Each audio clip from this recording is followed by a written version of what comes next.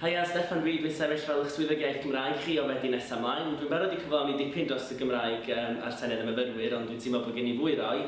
Felly, os cam fethol, dwi eisiau gweld mwy o weithgareddau Cymraeg yn digwydd yn yr undeb. Dwi eisiau gweld gwell cynrychiolaeth, felly cryfhau'r Welsh Students Association. A dwi hefyd eisiau gweld y polisi dwyieithrwydd yn datblygu i fod yn un cadarn a dwi'n bryd fframwaith mewn lle yn eisiau bod hynny'n digwydd a dwi'n meddwl yn llais dros chi, felly gobeithio allwch chi'n nghefnod i fi. Diolch. Helo, fy enw i Waled. Rwy'n rhedeg am swyddog yr iaith Gymraeg oherwydd mae cynlluniau mawr gyda fi dros y blwyddyn nesaf. Mae 20 eiliad ddim yn digon o amser i egluro unrhyw un o'r polisïau yma yn y fideo hwn, ond gellwch fynd ar gwefan yr undeb i cael mwy o gwybodaeth. Diolch yn fawr. Hiya, I'm Steffan. I'm standing as your Welsh Language Officer from next September onwards. I've already achieved quite a bit for the Welsh language and for Welsh students in the Student Senate this year, but I feel I've got more to give. So if I'm elected, I'd like to see more Welsh medium events take place in the Students' Union.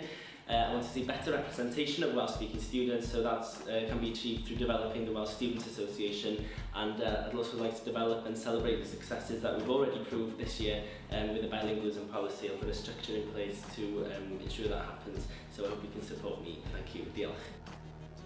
Hi, my name is Aled.